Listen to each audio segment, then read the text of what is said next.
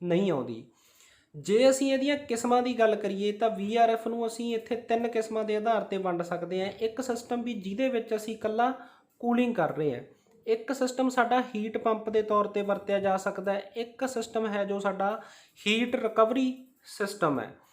Heat pump system ਦੇ ਵਿੱਚ ਕੀ ਹੁੰਦਾ ਹੈ, ਇਹਦੇ ਵਿੱਚ ਅਸੀਂ ਸਾਡੇ ਆਮ ਸਿਸਟਮ ਦੇ ਵਿੱਚ 4-ਵੇ ਰਿਵਰਸਿੰਗ ਵਾਲਵ ਯੂਜ਼ ਕਰਦੇ ਹਾਂ। 4-ਵੇ ਰਿਵਰਸ ਵਾਲਵ ਨੂੰ ਯੂਜ਼ ਕਰਕੇ ਅਸੀਂ ਇੱਕੋ ਸਿਸਟਮ ਨੂੰ ਹੀਟਿੰਗ ਤੇ ਕੂਲਿੰਗ ਪੈਦਾ ਕਰਨ ਵਾਸਤੇ ਵਰਤ ਸਕਦੇ ਹਾਂ। ਇਨਡੋਰ ਯੂਨਿਟ ਦੇ ਵਿੱਚ ਅਸੀਂ ਕੂਲਿੰਗ ਵੀ ਪੈਦਾ ਕਰ ਸਕਦੇ ਹਾਂ ਤੇ ਹੀਟਿੰਗ ਵੀ ਪੈਦਾ ਕੀਤੀ ਜਾ ਸਕਦੀ ਹੈ। ਉਹ 4-ਵੇ ਰਿਵਰਸ ਵਾਲਵ ਹੈ ਜੋ ਉਹ ਸਾਡੇ ਰੈਫਰੀਜਰੈਂਟ ਦੇ ਫਲੋ ਦੀ ਡਾਇਰੈਕਸ਼ਨ ਨੂੰ ਜੋ ਹੈ ਚੇਂਜ ਕਰਦਾ ਹੈ।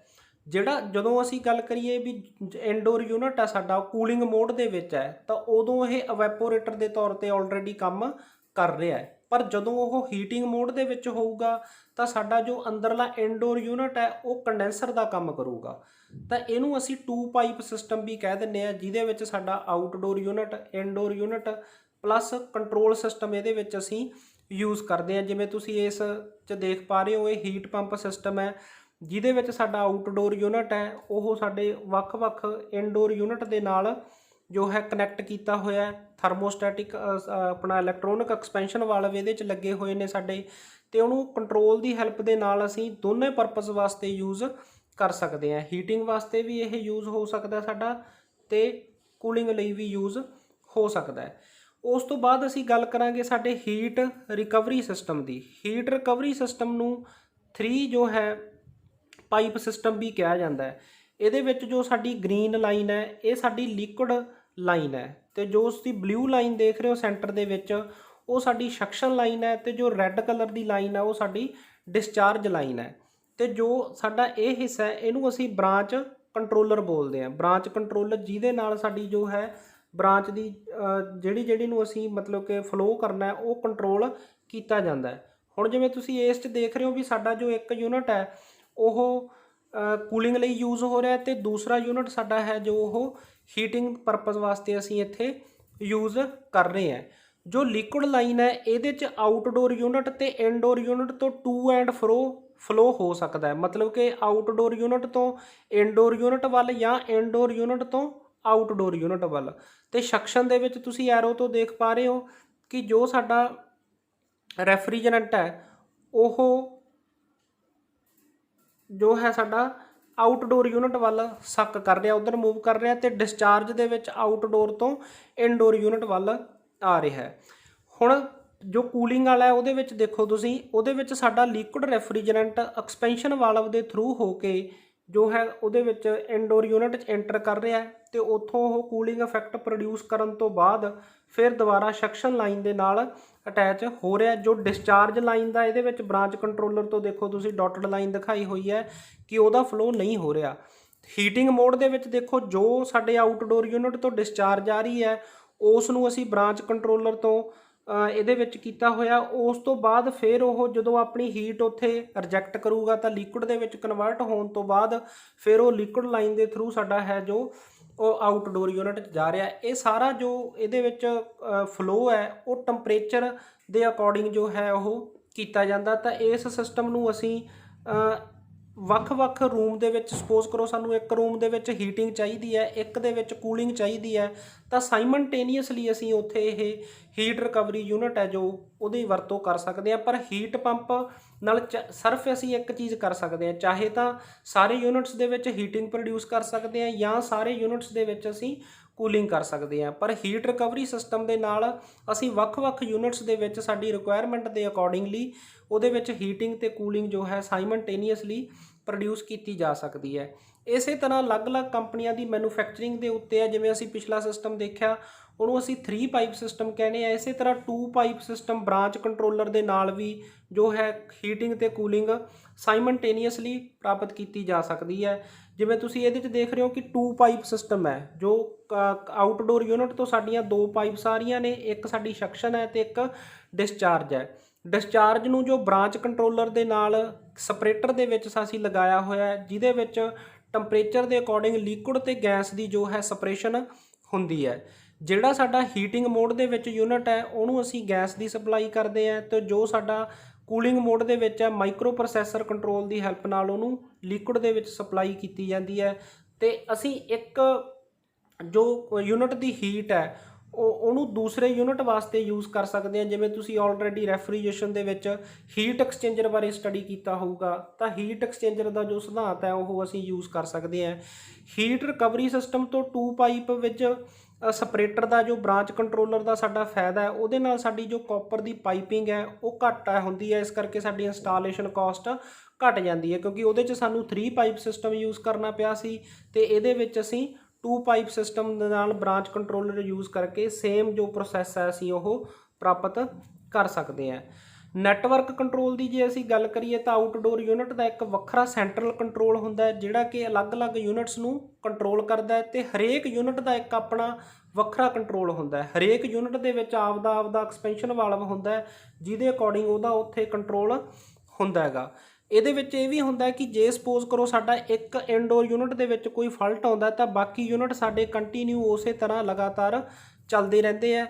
ਤਾਂ ਇਹਦੇ ਵਿੱਚ ਸਾਡੀਆਂ ਜੋ ਤੁਸੀਂ ਇੱਥੇ ਦੇਖ ਪਾ ਰਹੇ ਹੋ ਇਹ ਸੈਪਰੇਸ਼ਨ ਟਿਊਬਸ ਨੇ, ਜਿੱਥੋਂ ਸਾਡੀ ਜੋ ਅਲੱਗ-ਅਲੱਗ ਟਿਊਬਸ ਉਹਦੇ ਵਿੱਚੋਂ ਕੱਢੀਆਂ ਜਾਂਦੀਆਂ ਨੇ। ਤੇ ਇੱਥੇ ਤੁਸੀਂ ਦੇਖ ਪਾ ਰਹੇ ਹੋ ਇਹ ਸਾਡਾ ਹੈਡਰ ਹੈ। ਹੈਡਰ ਦੇ ਥਰੂ ਵੀ ਜੋ ਸਪਲਾਈ ਹੈ ਉਹ ਵੱਖ-ਵੱਖ ਯੂਨਿਟਸ ਨੂੰ ਅੱਗੇ ਪ੍ਰੋਵਾਈਡ ਕੀਤੀ ਜਾਂਦੀ ਹੈ। ਸੈਪਰੇਸ਼ਨ ਟਿਊਬਸ ਐਕਚੁਅਲ ਦੇ ਵਿੱਚ ਕੀ ਹੁੰਦੀਆਂ ਵੀ ਇੱਕ ਟਿਊਬ ਦੇ ਵਿੱਚੋਂ ਉਹਦੀਆਂ ਗਾਹਾਂ 2 ਬ੍ਰਾਂਚਸ ਬਣ ਜਾਂਦੀਆਂ, ਮਤਲਬ ਕਿ 2 ਹਿੱਸਿਆਂ 'ਚ ਅਸੀਂ ਸਪਲਾਈ ਕਰਨੀ ਹੋਵੇ ਤਾਂ ਉੱਥੇ ਅਸੀਂ ਸੈਪਰੇਸ਼ਨ ਟਿਊਬ ਦੀ ਵਰਤੋਂ ਕਰ ਸਕਦੇ ਹਾਂ। ਜਿਵੇਂ ਤੁਸੀਂ ਨੀਚੇ ਦੇਖ ਪਾ ਰਹੇ ਹੋ ਇਹ ਸਾਡੀਆਂ ਹੈਡਰਸ ਨੇ। ਹੈਡਰਸ ਦੇ ਵਿੱਚ ਕੀ ਹੁੰਦਾ ਮਲਟੀਪਲ ਜੋ ਸਾਡੀ ਸਪਲਾਈ ਹੈ ਉਹ ਹੋ ਸਕਦੀ ਹੈ, ਪਰ ਇਹਦੇ 'ਚ ਸਾਡਾ ਇੱਕ ਖਾਸ ਧਿਆਨ ਇਹ ਹੁੰਦਾ ਹੈਗਾ ਕਿ ਸੈਪਰੇਸ਼ਨ ਟਿਊਬ ਤੋਂ ਬਾਅਦ ਸਾਡੇ ਹੈਡਰ ਦੀ ਇੰਸਟਾਲੇਸ਼ਨ ਹੋ ਸਕਦੀ ਹੈ, ਪਰ ਹੈਡਰ ਇੰਸਟਾਲ ਕਰਨ ਤੋਂ ਬਾਅਦ ਅਸੀਂ ਸੈਪਰੇਸ਼ਨ ਟਿਊਬ ਦੀ ਜੋ ਵਰਤੋਂ ਹੈ ਉਹ ਨਹੀਂ ਕਰਦੇ, ਕਿਉਂਕਿ ਸਾਡੇ ਵੱਖ-ਵੱਖ ਤਰ੍ਹਾਂ ਦੇ ਜੋ ਬੈਲੈਂਸਿੰਗ ਦੇ ਕਈ ਵਾਰ ਇਹਦੇ 'ਚ ਇਸ਼ੂ ਹੁੰਦੇ ਆ, ਤਾਂ ਇਸ ਕਰਕੇ ਹੈਡਰ ਤੋਂ ਬਾਅਦ ਸੈਪਰੇਸ਼ਨ ਟਿਊਬ ਦੀ ਵਰਤੋਂ ਨਹੀਂ ਕੀਤੀ ਜਾਂਦੀ। ਜੇ ਅਸੀਂ ਬਿਲਡਿੰਗ ਦੀਆਂ ਵਿਸ਼ੇਸ਼ਤਾਵਾਂ ਦੀ ਗੱਲ ਕਰੀਏ ਤਾਂ ਜਿਵੇਂ ਸਾਡਾ ਇੱਕ ਆਮ ਸਪਲਿਟ ਯੂਨਿਟ ਆ ਉਹਦੇ 'ਚ ਸਾਡੀ ਰਿਸਟ੍ਰਿਕਸ਼ਨ ਹੁੰਦੀ ਹੈ ਕਿ ਆਊਟਡੋਰ ਯੂਨਿਟ ਤੋਂ ਸਾਡਾ ਇਨਡੋਰ ਯੂਨਿਟ ਬਹੁਤ ਜ਼ਿਆਦਾ ਦੂਰੀ 'ਤੇ ਨਹੀਂ ਹੋਣਾ ਚਾਹੀਦਾ। ਤਾਂ ਇਹਦੇ ਵਿੱਚ ਜੋ ਸਾਡਾ ਵਰਟੀਕਲ ਡਿਸਟੈਂਸ ਹੈ ਲੰਬ ਰੂਪ ਦੇ ਵਿੱਚ ਜੋ ਸਾਡਾ ਇਨਡੋਰ ਤੇ ਆਊਟਡੋਰ ਯੂਨਿਟ ਦੇ ਵਿੱਚ ਡਿਸਟੈਂਸ ਹੈ ਉਹ 50 ਮੀਟਰ ਤੱਕ ਹੋ ਸਕਦਾ ਹੈ। ਮੈਕਸੀਮਮ ਅਲਾਉਏਬਲ ਜੋ 50 ਮੀਟਰ, ਜੇ ਅਸੀਂ ਇਹਨੂੰ ਫੁੱਟਾਂ ਦੇ ਵਿੱਚ ਉਦਾਹਰਨ ਮਾਤਰ ਲੈਣਾ ਹੋਵੇ ਤਾਂ 150 ਫੁੱਟ ਤੱਕ ਇਹ ਹੋ ਸਕਦਾ ਹੈ। ਜਿਹੜਾ ਮੈਕਸੀਮਮ ਵਰਟੀਕਲ ਡਿਸਟੈਂਸ 2 ਯੂਨਿਟ ਦੇ ਵਿੱਚ, ਮੰਨ ਲਓ 2 ਬਿਲਡਿੰਗ ਦੀ ਸਟੋਰੀ ਆ ਸਾਡੀ, ਇੱਕ ਇਨਡੋਰ ਯੂਨਿਟ ਥੱਲੜੇ ਰੂਮ 'ਚ ਲੱਗਿਆ, ਇੱਕ ਉਸ ਤੋਂ ਉਤਲੇ ਰੂਮ 'ਚ ਲੱਗਿਆ, ਤਾਂ ਉਹਦੇ 'ਚ ਵੱਧ ਤੋਂ ਵੱਧ ਜਿਹੜਾ ਵਰਟੀਕਲ ਡਿਸਟੈਂਸ ਆ ਉਹ 15 ਮੀਟਰ ਤੋਂ ਵੱਧ ਜਿਹੜਾ ਸਾਡਾ ਨਹੀਂ ਹੋਣਾ ਚਾਹੀਦਾ, 45 ਫੁੱਟ ਤੋਂ ਵੱਧ ਨਹੀਂ ਹੋਣਾ ਚਾਹੀਦਾ।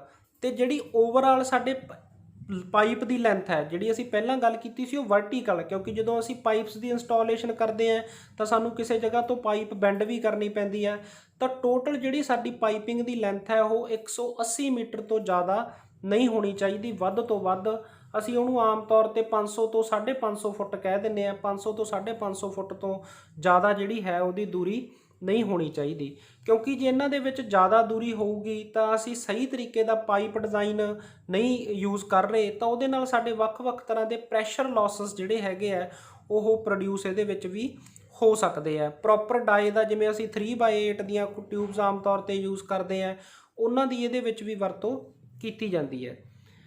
ਇਸੇ ਤਰ੍ਹਾਂ ਤੁਸੀਂ ਇਹਦੇ 'ਚ ਦੇਖ ਪਾ ਰਹੇ ਹੋ ਕਿ ਜਿਵੇਂ ਅਸੀਂ ਪਹਿਲਾਂ ਗੱਲ ਕੀਤੀ ਬਿਲਡਿੰਗ ਕਰੈਕਟਰਿਸਟਿਕਸ, ਅਲੱਗ-ਅਲੱਗ ਸਟੋਰੀਜ਼ ਦੇ ਵਿੱਚ ਅਲੱਗ-ਅਲੱਗ ਇਨਡੋਰ ਯੂਨਿਟ ਸਥਾਪਿਤ ਕੀਤੇ ਗਏ ਆ, ਤੇ ਜਮਾ ਜੋ ਟੌਪ ਦੇ ਉੱਪਰ ਸਾਡਾ ਆਊਟਡੋਰ ਯੂਨਿਟ ਹੈ।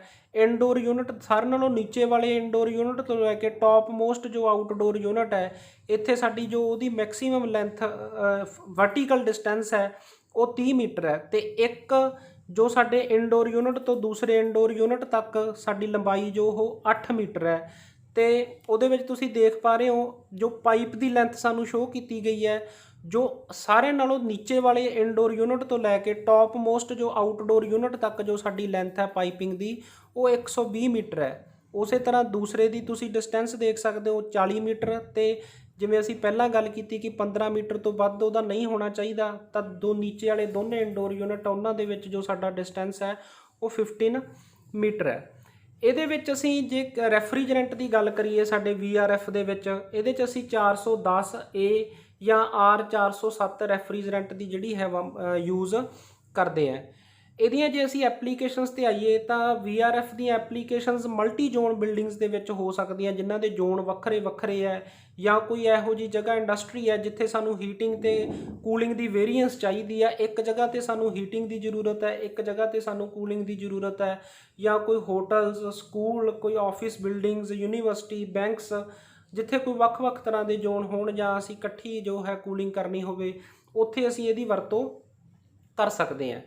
ਉਸ ਤੋਂ ਬਾਅਦ ਸਾਡੀਆਂ ਇਹਦੇ ਵਿੱਚ ਐਡਵਾਂਟੇਜ ਕੀ ਹੈ? ਐਨਰਜੀ ਸੇਵਿੰਗ ਹੁੰਦੀ ਹੈ ਇਹਦੇ ਵਿੱਚ। ਜਿਵੇਂ ਹੁਣ ਅਸੀਂ ਪਹਿਲਾਂ ਗੱਲ ਕੀਤੀ ਕਿ ਇਹਦੇ 'ਚ ਅਸੀਂ inverter technology variable speed compressor ਦੀ ਵਰਤੋਂ ਕਰਦੇ ਹਾਂ। ਇੱਕ ਨਾਰਮਲ ਕੰਪਰੈਸਰ ਦੀ ਜਿਹੜੀ ਊਰਜਾ ਦੀ ਖਪਤ ਹੈ ਉਹ ਜ਼ਿਆਦਾ ਹੁੰਦੀ ਹੈ, ਅਤੇ ਜੋ ਸਾਡਾ ਵੇਰੀਏਬਲ ਸਪੀਡ ਕੰਪਰੈਸਰ ਹੈ ਉਹਦੀ ਸਾਡੀ ਜੋ ਊਰਜਾ ਦੀ ਖਪਤ ਘੱਟ ਹੁੰਦੀ ਹੈ। ਇਸ ਕਰਕੇ ਇਹਦੇ ਨਾਲ ਸਾਡੀ ਐਨਰਜੀ ਜੋ ਸੇਵ ਹੁੰਦੀ ਹੈ। ਉਸ ਤੋਂ ਬਾਅਦ ਸਾਡੇ ਸਿਸਟਮ ਦੀ ਜਿਹੜੀ COP ਹੈ ਉਹ ਵੀ ਜ਼ਿਆਦਾ ਹੁੰਦੀ ਹੈ ਇੱਕ ਸਧਾਰਨ ਆਮ ਸਾਡੇ ਸਿਸਟਮ ਦੇ ਨਾਲੋਂ। ਫਿਰ ਇਹਦੇ ਵਿੱਚ ਸਪੇਸ ਸੇਵਿੰਗ ਸਾਡੀ ਹੁੰਦੀ ਹੈ। ਜਿਵੇਂ ਅਸੀਂ ਹੋਰ ਕੋਈ ਸਿਸਟਮ ਸਪੋਜ਼ ਕਰੋ ਪੈਕੇਜ AC ਦੀ ਗੱਲ ਕਰਦੇ ਹਾਂ, ਤਾਂ ਉਹਦੇ ਨਾਲ ਅਸੀਂ ਕੋਈ ਸਕੂਲ ਜਾਂ ਆਫਿਸ ਜਾਂ ਬੈਂਕ ਦੀ ਬਿਲਡਿੰਗ ਨੂੰ ਕੂਲ ਕਰਨਾ ਹੈ, ਤਾਂ ਉਹਦੇ ਵਾਸਤੇ ਸਾਨੂੰ ਸਪੇਸ ਦੀ ਰਿਕੁਆਇਰਮੈਂਟ ਆ, ਉਹਨੂੰ ਇੱਕ ਜਗ੍ਹਾ 'ਤੇ ਇੰਸਟਾਲ ਕਰਨਾ ਪਊਗਾ। ਇਹਦੇ ਵਿੱਚ ਜੋ ਸਾਡਾ ਸਿਸਟਮ ਹੈ ਉਹ ਜ਼ਿਆਦਾ ਵਾਸਟ ਨਹੀਂ ਹੁੰਦਾ। ਅਸੀਂ ਆਊਟਡੋਰ ਯੂਨਿਟ ਨੂੰ ਟੈਰਸ ਦੇ ਉੱਪਰ ਇੰਸਟਾਲ ਕਰਕੇ ਸਿੰਪਲ ਜੋ ਹੈ ਇੰਸਟਾਲੇਸ਼ਨ ਕਰ ਸਕਦੇ ਹਾਂ, ਤਾਂ ਸਪੇਸ ਦੀ ਸਾਡੀ ਕੋਈ ਜ਼ਿਆਦਾ ਰਿਕੁਆਇਰਮੈਂਟ ਨਹੀਂ ਰਹਿੰਦੀ। ਇਹਦੇ 'ਚ ਨੋਇਸ ਜੋ ਹੈ ਸਾਡਾ ਘੱਟ ਹੁੰਦਾ, ਕਿਉਂਕਿ ਆਊਟਡੋਰ ਯੂਨਿਟ ਸਾਡਾ ਬਾਹਰ ਰਹਿੰਦਾ ਹੈ। ਅਤੇ ਜਿਵੇਂ ਅਸੀਂ ਪਹਿਲਾਂ ਹੀ ਪੜ੍ਹਿਆ ਇਹਦੇ ਵਿੱਚ ਵੀ ਲੌਂਗ ਪਾਈਪਸ ਜੋ ਹੈ ਇਹਦੇ 'ਚ ਉਹ ਪੋਸੀਬਲ ਹੈ, ਅਤੇ ਹਰੇਕ ਯੂਨਿਟ ਦਾ ਆਪਦਾ ਵੱਖਰਾ ਵੱਖਰਾ ਕੰਟਰੋਲ ਹੈ। ਟੈਂਪਰੇਚਰ ਦੇ ਵਿੱਚ ਕੋਈ ਬਹੁਤ ਜ਼ਿਆਦਾ ਵੇਰੀਏਸ਼ਨਸ ਨਹੀਂ ਹੁੰਦੀ। ਅਸੀਂ ਬਿਲਕੁਲ ਪ੍ਰੀਸਾਈਜ਼ ਟੈਂਪਰੇਚਰ ਜਿੰਨੇ 'ਤੇ ਅਸੀਂ ਸੈੱਟ ਕੀਤਾ ਉਹਦੇ ਤੋਂ +- 1 ਡਿਗਰੀ ਫਾਰਨਾਈਟ ਦੀ ਸਿਰਫ ਇਹਦੇ ਵਿੱਚ ਜੋ ਹੈ ਵੇਰੀਏਸ਼ਨ ਹੁੰਦੀ ਹੈ। ਹੋਰ ਇਹਦਾ ਜੋ ਸਭ ਤੋਂ ਵੱਡਾ ਫਾਇਦਾ ਇਹਦੇ ਵਿੱਚ ਕੀ ਹੈ, ਅਸੀਂ ਹੀਟਿੰਗ ਅਤੇ ਕੂਲਿੰਗ ਸਾਈਮਲਟੇਨੀਅਸਲੀ ਜਿਹੜੀ ਹੈ ਲੈ ਸਕਦੇ ਹਾਂ। ਸਾਨੂੰ ਇੱਕ ਰੂਮ ਦੇ ਵਿੱਚ ਹੀਟਿੰਗ, ਇੱਕ 'ਚ ਕੂਲਿੰਗ, ਇਸ ਤਰੀਕੇ ਨਾਲ ਅਸੀਂ ਪ੍ਰਾਪਤ ਕਰ ਸਕਦੇ ਹਾਂ। ਜੇ ਅਸੀਂ ਇਹਦੀਆਂ ਕੁਛ ਡਿਸਐਡਵਾਂਟੇਜ ਦੀ ਗੱਲ ਕਰੀਏ ਤਾਂ ਉਹਦੇ ਵਿੱਚ ਸਾਡੀ ਇਹ ਹੈ ਕਿ ਜਦੋਂ ਇਹਦੀ ਇਨੀਸ਼ੀਅਲ ਕਾਸਟ ਹੈ ਜਿਹੜੀ ਉਹ ਹਾਈ ਹੈ, ਕਿਉਂਕਿ ਨਾਰਮਲ ਕੰਪਰੈਸਰ ਦੀ ਵੀ ਅਤੇ ਜੇ ਇਨਵਰਟਰ